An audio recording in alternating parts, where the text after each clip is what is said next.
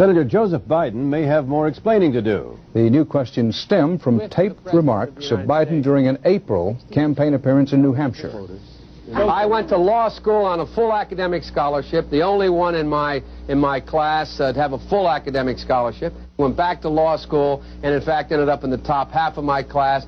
I was the outstanding student in the political science department at the end of my year. I graduated with 3 degrees from undergraduate school and 165 credits, only needed 123 credits. Biden now concedes he did not graduate in the top half of his law school class, that he does not have 3 degrees from college, and that he was not named outstanding political science student in college. Newsweek says Biden actually went to school on a half scholarship, ended up near the bottom of his class, and won only 1 degree, not 3.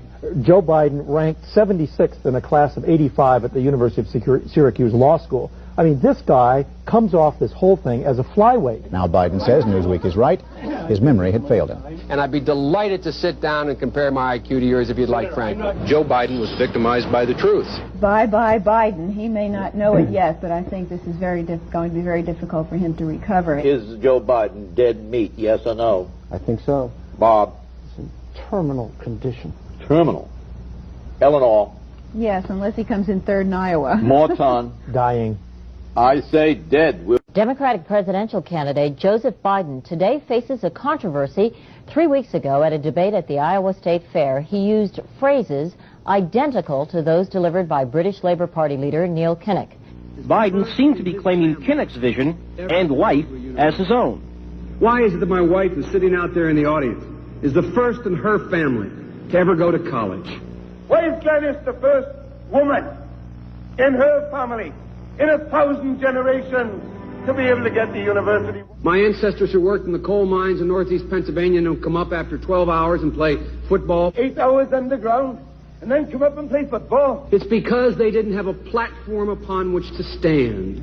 There was no platform upon which they could stand. The notion that every thought or notion or idea you'd have to go back and find and attribute to someone, I think is, quite frankly, ludicrous. The problem here is that Senator Biden told his audience he'd just been thinking about these things, and he failed to give any credit at all to his famous British speechwriter. You know, I was thinking on the way over here. Now, that's a little too much, because, as you point out, what's behind the words? What's there? And a lot of people, the rap on Biden has always been that it's just a surface. I should have said, to paraphrase Neil Kinnock, it's the only time I didn't, and all the times I've ever used it. But CBS News found a tape of a second instance.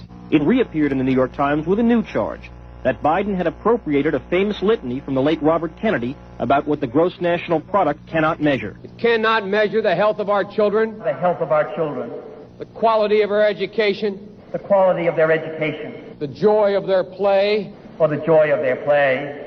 Biden gave Kennedy no credit. He has also quoted or paraphrased John Kennedy, Hubert Humphrey, and British Labour Party leader Neil Kinnock, all without credit. Joseph Biden admitted today that he committed plagiarism when he was in law school. He said it was a mistake, but that it was unintentional. He quoted 5 pages of someone else's work without proper citation. I've done some dumb things, and I'll do dumb things again.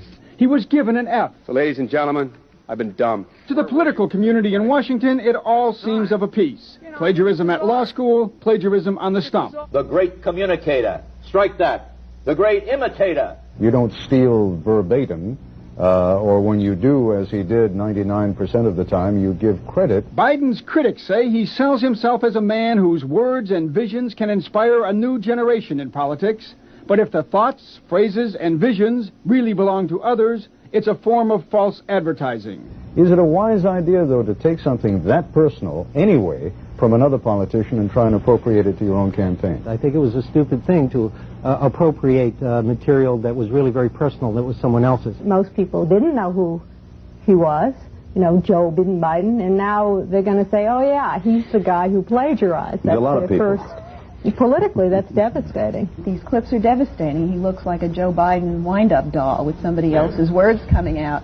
If they're going to do things that are stupid as well as immoral, then they're probably too dumb to have the job of president. Voters are going to have to decide whether he was dishonest or dumb.